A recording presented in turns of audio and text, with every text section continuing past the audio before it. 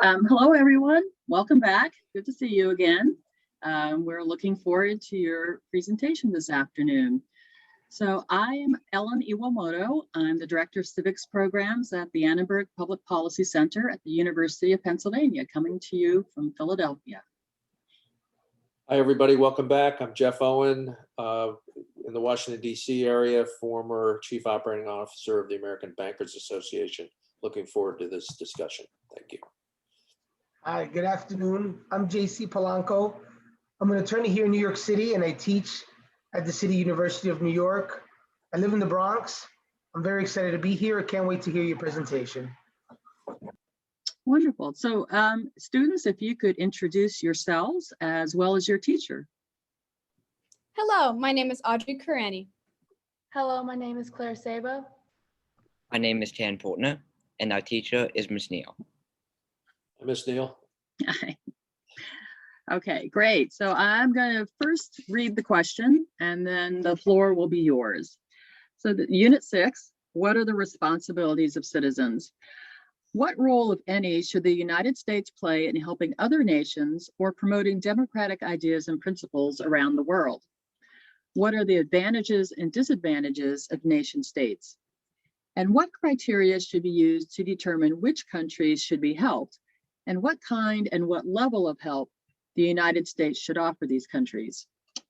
And finally, in what ways do nations of the world interact with each other? And the floor is yours. While democracy can be periodically delayed, it can never be permanently defeated.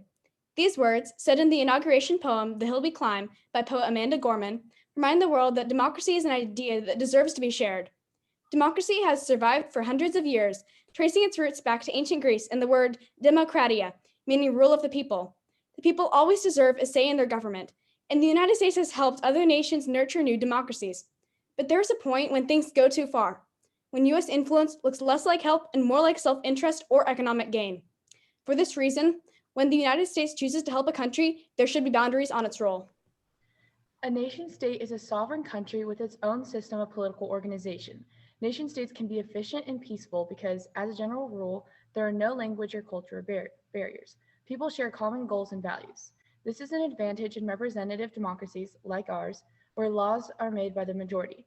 But it can also be a disadvantage if the majority refuses to see both sides to society's problems, or resists innovation or inclusion of minorities or other cultures.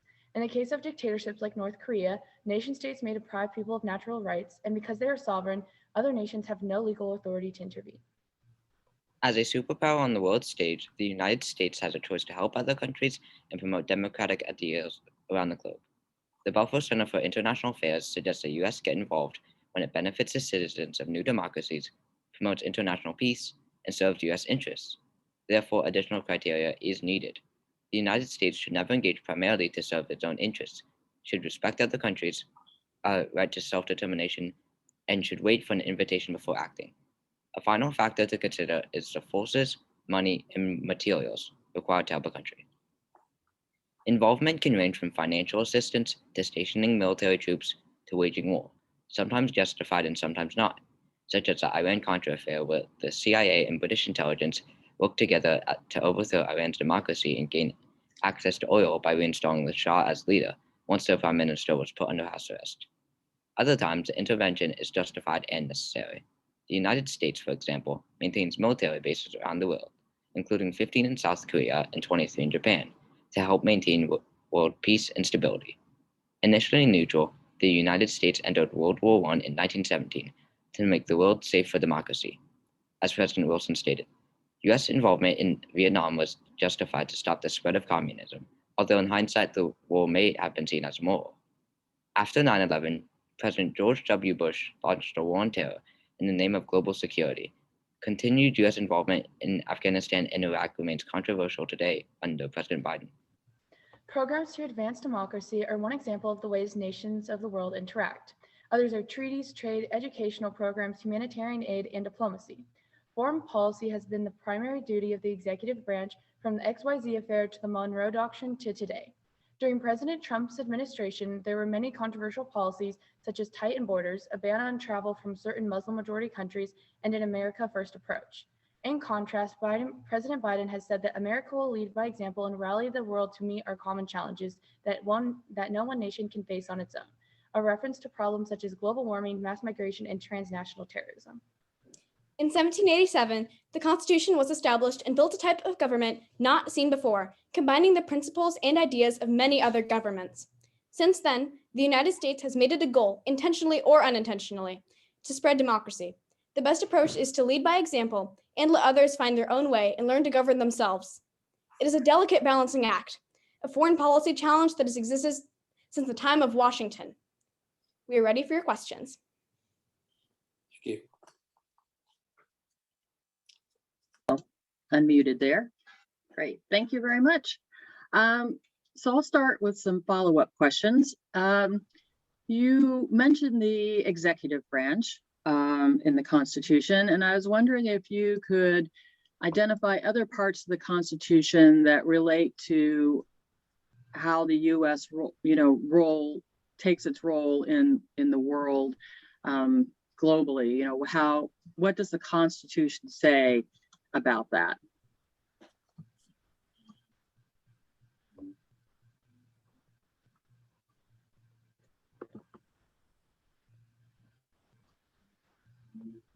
I mean, it could be about like the three branches of government. You mentioned the executive branch. Do the other branches have any kind of say in what the U.S. does globally? Well, the Senate is the only people that can declare war on other countries, and also the money also has to be approved by Congress, and so that's a big role that the legislative branch plays in that. Anybody else? Okay, thank you. So you talked about leading by example. And I want to come back to the Constitution. The Constitution is a framework that puts limits on what the government can do and who can do it and how they can do it. Otherwise, we just have a free-for-all. And so what elements of America's constitutionalism, as I've just defined it, have influenced other countries? Well, we influenced the French Revolution, our revolution, and also afterwards they set up their own type of government with parliament that makes the decisions, and they also have a prime minister, which is sort of like our president. Yeah, we influenced several governments after our own creation. We influenced revolutions, as Claire said, and after the French Revolution, the French definitely helped build their government around American principles and government.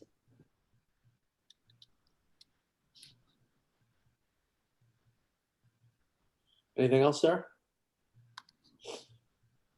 Great, thank you. Hi, how are you? I have a question regarding taxes and foreign aid. Your parents are working hard, your teacher works hard, you're going to be working hard one day.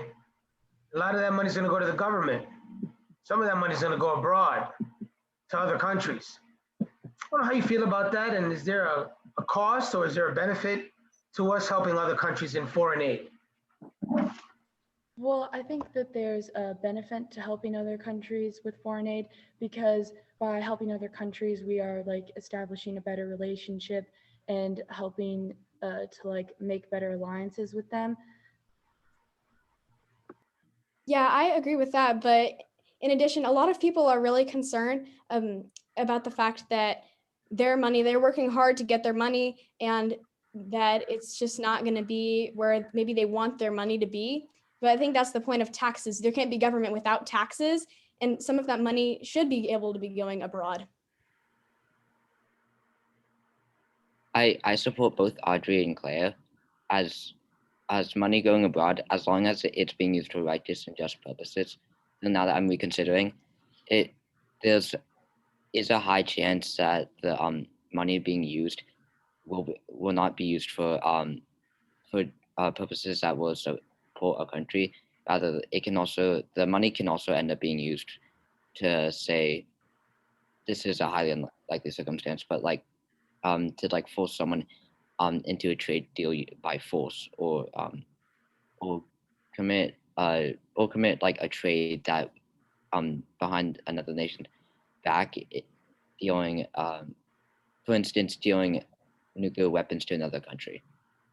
So depending on the situation, it will depend on whether I will support the money being used for other foreign affairs.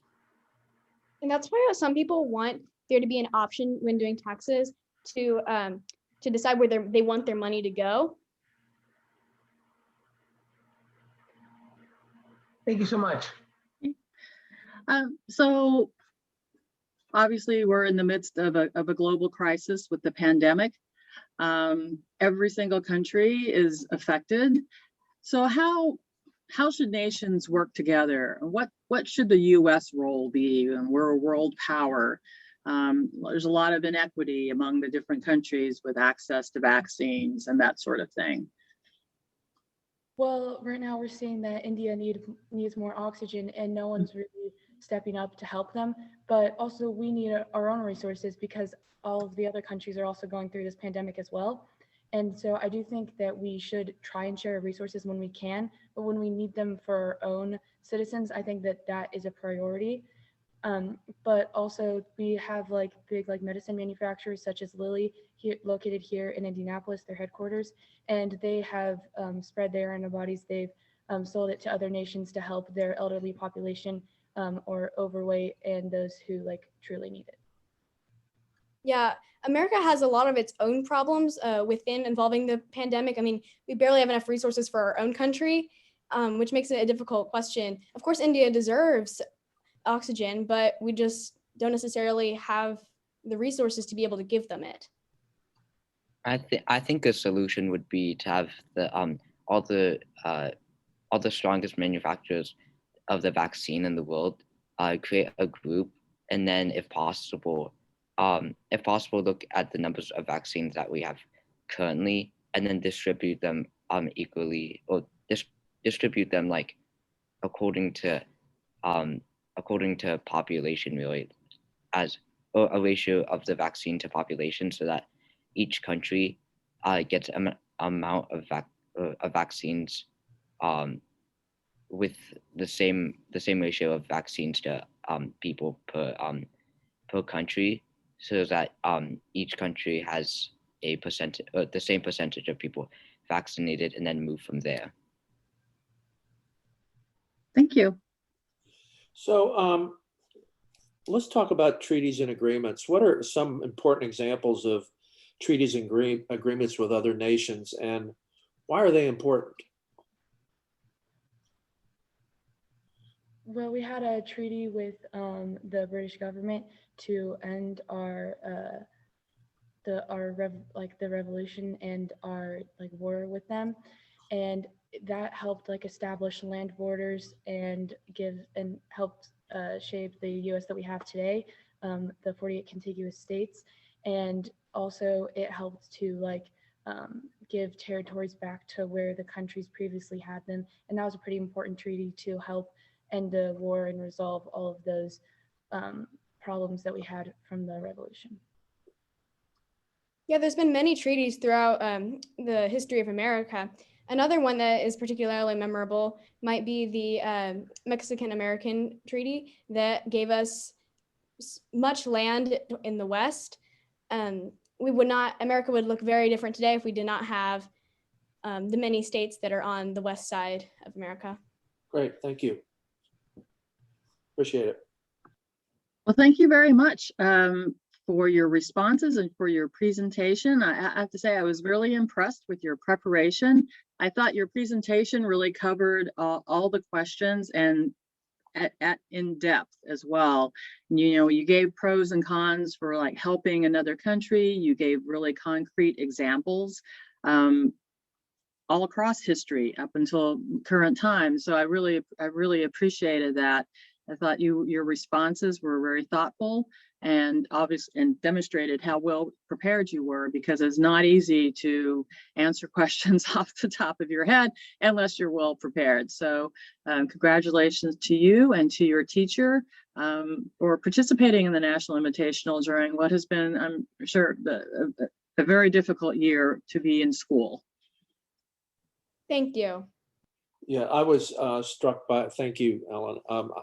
I was struck by the breadth and depth of your presentation. I thought you covered a lot of issues there, but didn't just bounce on them. You dug down in them. And I think that was reflective of a lot of good participation, but also your confidence in the subject matter. And I thought you did a good job with that. Enjoyed the Q&A back and forth. I think you were well prepared. It was a good, solid, very nice presentation and good discussion. And I congratulate you for that and wish you well on the rest of this day. Thank you. Thank you. I couldn't agree more with the other judges. I think your preparation was very good. I'll tell you why. While you're talking, I'm taking notes. And then we look at a score sheet and I see how you did. And every time I look down and I looked up, it would be Audrey would be looking like an owl right at the camera. And I think that was your teacher preparing you for public speaking. That was a very good job. You captivated the audience. As the previous judge mentioned, the back and forth was great. We had a conversation as opposed to a recital of some facts you're regurgitating. So I really appreciated that. And thanks for the laser focus while I take notes. Thank you.